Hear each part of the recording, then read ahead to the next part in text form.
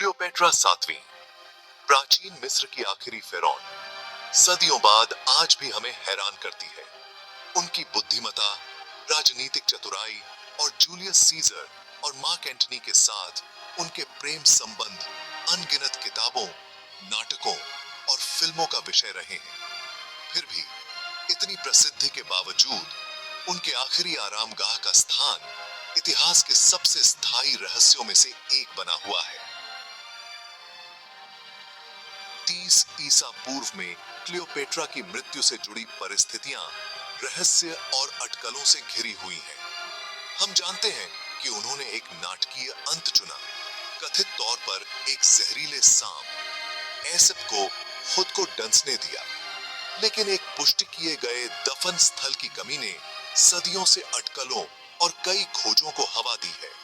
Cleopatra के मकबरे की खोज एक ऐतिहासिक घटना होगी जो उनके जीवन, शासनकाल और प्राचीन मिस्र के अंतिम दिनों में अमूल्य अंतर्दृष्टि प्रदान करेगी। यह एक ऐसी खोज है जिसने पीढ़ियों से इतिहासकारों, पुरातत्वविदों और खजाने की तलाश करने वालों को मोहित किया है।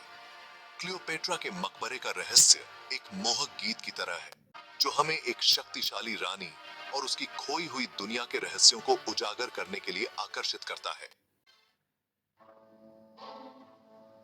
सदियों से क्लियोपेट्रा के मकबरे की खोज अटकलों और ऐतिहासिक ग्रंथों में बिखरे हुए आकर्षक सुरागों से भरी हुई थी। प्लूटार्क और स्ट्रैबो जैसे प्राचीन लेखकों ने कुछ विवरण दिए जो उनकी राजधानी अलेक्जेंड्रिया के पास स्थित एक शानदार मकबरे के परिसर की ओर इशारा करते हैं।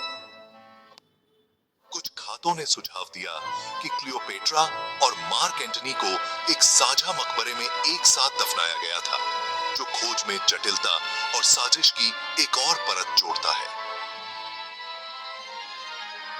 मकबरे के स्थान के बारे में सिद्धांत पानी के नीचे की जगहों से लेकर मौजूदा स्मारकों के भीतर छिपे हुए कक्षों तक थे। कई अभियान जो अक्सर खजाने और रोमांच की रोमांटिक धारणाओं से प्रेरित होते थे, क्लियोपेट्रा के अंतिम विश्राम स्थल को खोजने के लिए निकल पड़े।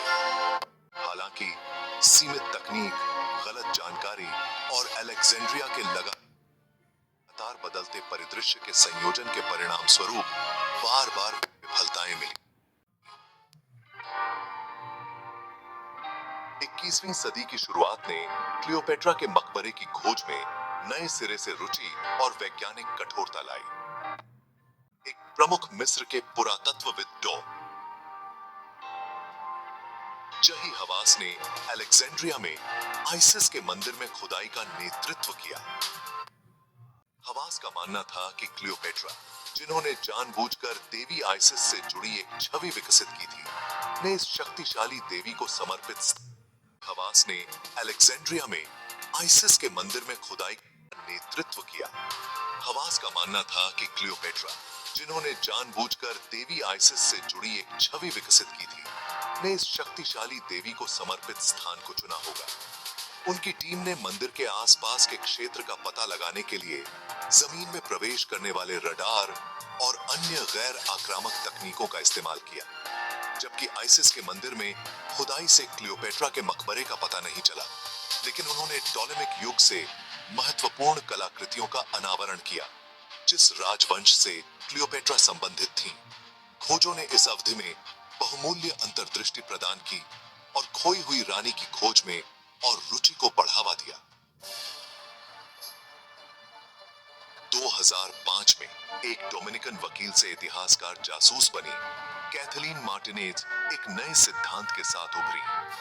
मार्टिनेज ने ऐतिहासिक ग्रंथों का अध्ययन करने में वर्षों बिताए थे और उनका मानना था कि पिछली खोजों ने महत्वपूर्ण सुरागों की अनदेखी की थी। उसने तर्क किया कि क्लियोपेट्रा अलेक्जेंड्रिया में दफन होने से दूर तट के साथ पश्चिम में एक मंदिर परिसर में एक जगह चुनी होगी जिसे तपोसिरिस मैग्ना के नाम से जाना जाता है। ओसिरिस देवता को समर्पित इस स्थल के आइसिस और ओसिरिस की कथा से भी मजबूत संबंध थे,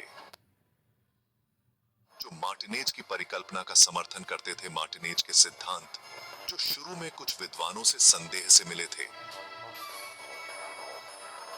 ने उनके शोध से प्रस्तुत किए गए सम्मोहक सबूत के रूप में जोर पकड़ा तो उसने तपोसिरिस मैग्ना में खुदाई शुरू करने की अनुमति हासिल कर ली। एक ऐसी यात्रा शुरू की जो दुनिया का ध्यान खींचेगी।